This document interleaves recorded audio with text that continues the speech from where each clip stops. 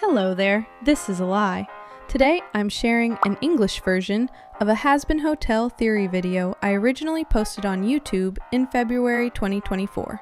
Since Hazbin Hotel is an American show, I really wanted to release this theory in English before Season 2 begins, so I created this video using a translation tool and AI voice software. This time, I want to talk about my absolute favorite character from Hazbin Hotel, Alastor. Why is his power so overwhelming? What makes him so different from the other sinners? And most of all, who or what is the mysterious master that holds a contract over Alastor? I've put together a theory of my own, so let's dive right in. Among sinners, those with extraordinary power can rise to the rank of overlord, allowing them to dominate others through contracts, essentially binding them as servants or slaves. In the show, we see how Angel Dust is bound to Valentino, and Husk is bound to Alastor. These contracts seem absolute. Now, Alastor is one of these powerful overlords. Among the demons who were once human, he stands out as incredibly powerful and deeply feared.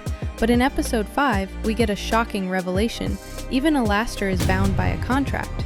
So who, no, what, is the entity powerful enough to control Alastor? We know Alastor disappeared 7 years ago, only to suddenly show up when Charlie opened the hotel. Could that disappearance have something to do with his contract? Maybe he was bound by something 7 years ago. But wait, Husk doesn't know what Alastor was doing during that time, yet he knows about the contract. That would mean Alastor's contract is older than 7 years. So when and with what did Alastor make his deal? Here's the conclusion I've come to. Alastor made a deal while he was still alive, and that is the key to his overwhelming power in hell. Let's break it down. Alastor is a mysterious character, but the biggest question is, why is he so strong? Decades ago, he suddenly appeared in hell, quickly eliminating long-standing overlords. He even broadcasted their screams over the radio, plunging hell into fear. It's implied he was incredibly strong from the very beginning, from the moment he arrived. That's unusual. Most demons grow stronger over time, but Alastor was an outlier. So where did his power come from? Now that we've seen other overlords in the series, we have a better sense of their powers.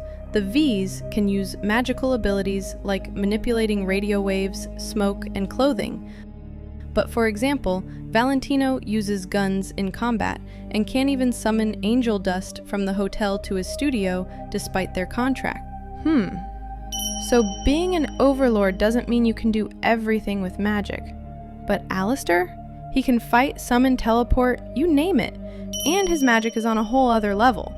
Even though he shares the same background as other former humans turned overlords, the difference in power is huge.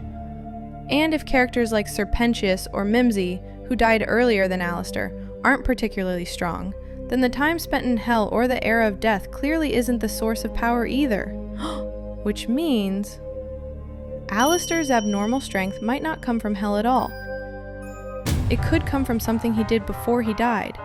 We know that in life, Alastor was a radio host in New Orleans and a serial killer, but we don't know why he killed. Given how at home he seems in hell, it's easy to imagine that he was always deeply twisted. But what if he wasn't just killing for pleasure? What if he was killing as a ritual sacrifice, trying to summon something? Maybe after many murders, he succeeded. He summoned something, made a deal, and gained incredible power while still alive. Then, upon death, he fell into hell, already immensely powerful. In HELLUVA Boss, we've seen that beings from hell can cross into the human world. So a living human making contact with a demonic entity from hell is absolutely possible in this universe. Aha! If that's the case, then it explains why Alastor is so powerful. His contract allowed him to wield real deadly magic while still alive. But in exchange for that power, he gave up his soul, and when he died, he fell into hell already bound by that contract. He probably didn't realize as a human that the contract would leash his soul for eternity. While he became one of the strongest demons ever, he lost his freedom in the process. So who exactly did Alastor make a deal with? It must be someone or something extremely high-ranking in hell.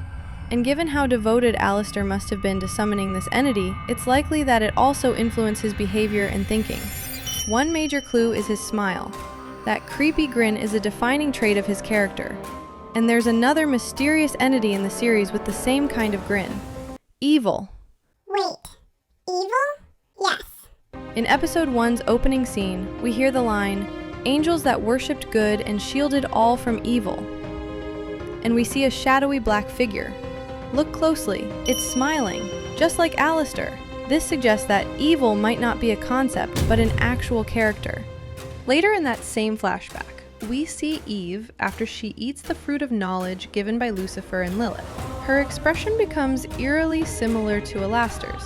The curse on the fruit, that was evil. In other words, Eve absorbed evil itself through the fruit, lost her goodness, and became possessed. Adam, as the first man, was invited to heaven. Eve, now corrupted, became the first human to fall to hell, the first sinner. And if Eve became the first demon, it's possible that Alastor made a deal with her. As a demon, Eve could no longer enter heaven. Adam and Eve were eternally separated. In episode 8, Adam shouts at Lucifer, "You're the most hated being in all of creation!" Maybe his rage isn't just about pride. Maybe it's because the fruit Lucifer gave Eve tore her away from him forever. It's tragic to think that Adam might be acting out in heaven, trying to get kicked out just so he can go to hell and see her again. Now, Eve herself hasn't appeared in the Hazbin Hotel show yet, but the creator Vivian Medrano once posted an illustration on Twitter in 2019 featuring a demon woman named Rue. In her post, she said Rue was one of the most exciting characters she had in mind. She hinted Rue would become a looming threat in the future. The character had a terrifying, wide mouth and tentacles with eyeballs spilling out from it. Black tentacles, eyes. What if Rue is just a placeholder name? What if her true identity is Eve, possessed by evil itself? In fact, what if in this universe, evil is not just a being, but a parasitic life form, a creature that enters its hosts and takes them over? If that's true, maybe Alastor himself is also possessed by evil. Think about his hotel room. One half is a classic fancy design, but the other half is a swamp. Weird, right? But what if that's because two beings live inside him? The human Alastor, who liked old hotels, and the creature, evil, who prefers the swamp. Other clues support this duality.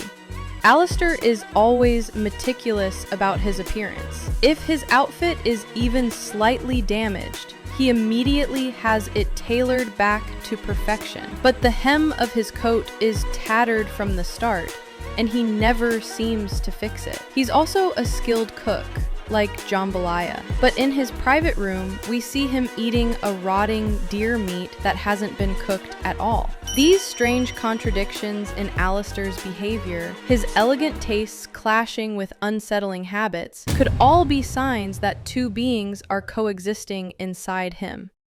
The soul of the human Alastor, and the parasitic evil that now shares his body. And there's more. Alastor's head spins all the way around, he moves in ways that completely ignore the limits of the human body, and his eyes, his face, even his entire appearance seem to shift unnaturally. When we think of head spinning and demonic possession, one iconic image that comes to mind is the famous scene from The Exorcist, where the possessed girl's head rotates. Interestingly, similar phenomena appear in HELLUVA Boss as well.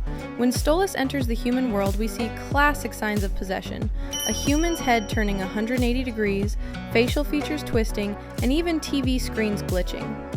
If Alastor's spinning head, morphing face, and glitching on camera are all inspired by these tropes of demonic possession, then perhaps it's not just for style. It might be a way of showing that Alastor is now possessed by something far more dangerous. So, to bring it all together, Alastor made a deal with Eve, the first demon, while still alive. He gained immense power, and when he died, fell into hell where he relished his strength hunting down ancient overlords. But eventually, he realized there were even stronger beings, like Lucifer, and no matter how powerful he had become, it wasn't enough to rule them. Not yet. Worse still, he realized his soul bound by his contract and had lost his freedom. Now, Alastor's true goal comes into focus.